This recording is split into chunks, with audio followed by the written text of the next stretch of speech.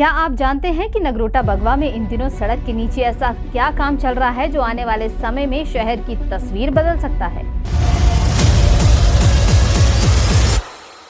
बाहर से देखने पर यह सिर्फ निर्माण कार्य लगता है, लेकिन इसके पीछे छिपा है शहर को स्मार्ट और स्वच्छ बनाने का बड़ा प्लान। स्वागत है आपका अनंत ज्ञान में। मैं रीत हाजिर हूं आप सभी के साथ हमारी इस स्पेशल ग्राउंड रिपोर्ट में। आज हम बात कर रहे हैं नगरोटा बगवा में हटवास से सुनेड़ तक नेशनल हाईवे पर चल रहे अंडरग्राउंड ड्रेन और डक्ट निर्माण कार्य की, जो शहर को स्मार्ट और स्वच्छ बनाने की दिशा में बड़ा कदम है। धौलाधार पर्वत श्रृंखला की तलहटी में बसे नगरोटा बगवा शहर को, जहां स्वर्गीय विकास पुरुष GS बाली ने शिक्षा का हब बनाया, तो वहीं उनके सुपुत्र हिमाचल पर्यटन विकास निगम के चेयरमैन RS बाली इसे प्रमुख सौंदर्यीकरण में तब्दील कर रहे हैं। नगरोटा बगवा तेजी से पर्यटन हब बन रहा है।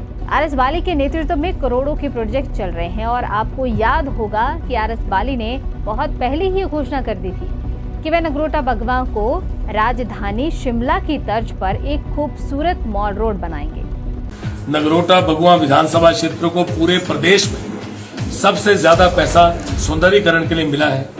ये मौका पहली बार मिला है कि टूरिज्म के अंदर मैं इतनी बड़ी धनराशि देश से लेके आने में कामयाब हूँ और 2500 करोड़ रुपए में 100 करोड़ से ऊपर सिर्फ ब्यूटिफिकेशन में नगरोटा बगवा को दिया गया। सिर्फ कुछ करोड़ रुपए से माल रोड बना था शिमला का। इस पैसे को एक बार लगने दीजिए, अभी तो पैसा लगा ही कुछ नहीं, एक बार लगने दीजिए इस पैसे को, फिर देखिए कि नगरोटा क्या बनता है।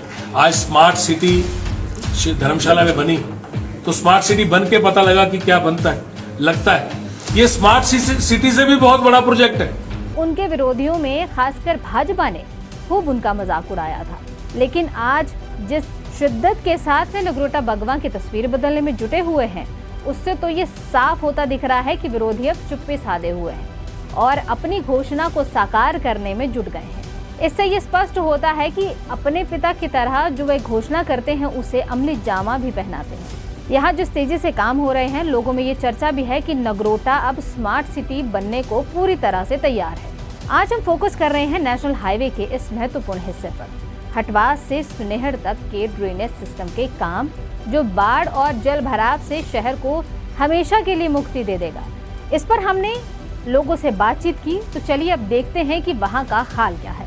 फुटपाथ वगैरह हो गए, मॉल वगैरह होने से रोजगार के साधन खुलेंगे, नगरोटा के नए पहचान मिलेगी। हमें फुटपाथ बन रहा है, आने जाने के लिए कोई परेशानी रहेगी जो भी, और ये मॉल वगैरह बन रहे हैं यहाँ पे काफ़ी अच्छा रहेगा, तो आसपास दुकानदारों को काफ़ी फ़ायदा होगा। हमें बड़ी अच्छी बात है, नगरोटा बगवा सौंदर्यीकरण होना चाहिए कि हमारा नगरोटा हम चाहते हैं बुलंदी तक पहुँचे। लेकिन जैसे हम देखते हैं कि मतलब बाज़ार छोटा है, कंजस्टेड है बाज़ार। देखिए हमारी दुकानें छोटी छोटी दुकानें हैं, इनमें आगे जैसे यहाँ नालियाँ वगैरह बन जाएंगी। चलो नालियाँ तो ऑलरेडी पहले ही बनी हुई हैं, लेकिन इससे अगर और चौड़ी करें तो हमारा जो बाहर का जैसे हम डिस्प्ले करते हैं थोड़ा सामान, उससे वो नहीं कर पाएंगे हम, बड़ा छोटे और दुकान और छोटी हो जाएगी, हमें ये दिक्कत आएगी। बाकी तो सब ठीक है, ऐसी बात नहीं है, सौंदर्यीकरण होना चाहिए। हम तो चाहते हैं चलो नगरोटा तरक्की करे और बुलंदी तक पहुँचे नगरोटा, ऐसी बात नहीं है। जो ये MLA साहब कर रहे हैं तो अच्छी बात है, को आगे लेकर जा रहे हैं, तो हमें खुशी है इस बात की।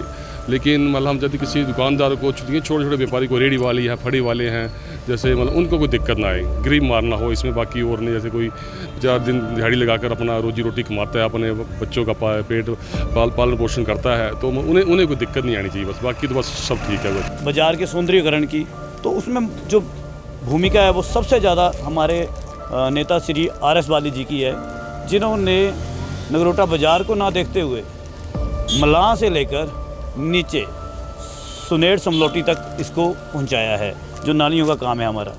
तो इसमें वो सौंदर्यीकरण इतना कर रहे हैं, कौन सोचता है इतना, लोग इतनी सरकारें आई, इतनी सरकारें चली गई, पर आज तक बाज़ार के बारे में किसी ने नहीं सोचा। RS बाली विकास के लिए जो पैसा लाए हैं, जो यहाँ का सौंदर्यीकरण हो रहा है वो बेहतर कार्य हो रहा है। लोगों को थोड़ी बहुत दिक्कत आती है, लेकिन उसके बावजूद मैक्सिमम लोग खुश हैं। करोड़ों रुपए की सौगात लेकर के आए हैं। यहाँ फुटपाथ बन रहे हैं, नालियों का काम चला हुआ है, नीचे पोर्ट साहब में काम चला हुआ है, सौंदर्यीकरण हो रहा है। कोई भी काम सरकार कोई भी काम करवाती है उसमें पब्लिक का वेलफेयर रहता ही रहता है, लेकिन मेरा ऐसा मानना है कि हमें क्या करना है, हमें चीज़ों को प्रायोरिटाइज़ करना है। कौन सी चीज़ पहले ज़रूरी है। अगर मैं आपसे पूछूं कि यहाँ पे मुझे इस रोड को सुंदर दिखाना है, देखो चलने लायक हालत में है, नालियाँ जो पहले थी वो भी काम करती थी, है ना, चलने लायक कंडीशन में ऑलरेडी है।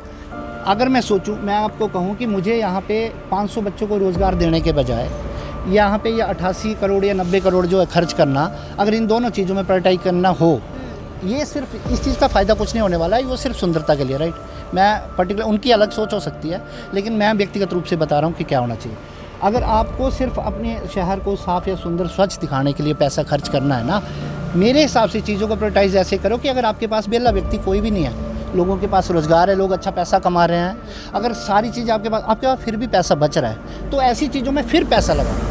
नगरोटा में हर तरह का विकास कार्य चला हुआ है। जैसे कि हम बात करेंगे जो सड़क के साथ सौंदर्यीकरण चला है, सुनेर से लेकर मुलां तक, उसमें दोनों तरफ नालियां बन रही हैं और उसमें बढ़िया फुटपाथ बन रहा है और लोगों को आने जाने की कोई समस्या नहीं होगी। और मतलब जब इस शहर में एंट्री करेंगे तो पता चलेगा कि हम नगरोटा बगुआ शहर में पहुंच चुके हैं। इस तरह का जो सौंदर्यीकरण का जो नगरोटा बगुआ में सौंदर्यीकरण का कार्य चल रहा है, उसके लिए हम RS वाली के बहुत धन्यवादी। और अभी जो नगरोटा में काम हो रहे हैं, जैसे आप देख सकते हैं जो पाथवे जो ये बन रहे हैं 3 सालों में, जो इतने काम जो नगरोटा में हो रहे हैं, वो सब कुछ उन्हीं की देन है। जो सबसे पहला स्टेप है वो ये है कि नगरोटा का सौंदर्यीकरण ज़रूरी है। अगर किसी जगह की ब्यूटिफिकेशन होगी तभी वहाँ पे टूरिज़्म क्रिएट किया जा सकता है। तो उस लॉन्ग टर्म विज़न को लेकर उन्होंने नगरोटा बाज़ार, जो कि बाज़ार ही नहीं मतलब हटवास से लेके अट्ठारू तक पूरे रोड में प्रॉपर ड्रेन्स बना के उनमें दोनों तरफ पेडेस्ट्रियन क्रिएट करके उसकी ब्यूटिफिकेशन क्रिएट करके GS बाली ने नगरोटा बगवा की तस्वीर और तकदीर बदलने में महत्वपूर्ण भूमिका निभाई थी। सड़क हो, शिक्षा, स्वास्थ्य और पर्यटन हो, उनसे जुड़े कोई भी क्षेत्र हैं, उनके कार्य नगरोटा को नई पहचान दिला रहे हैं। अब उनके सुपुत्र RS बाली भी उसी विकास पथ पर आगे बढ़ते हुए दिखाई दे रहे हैं।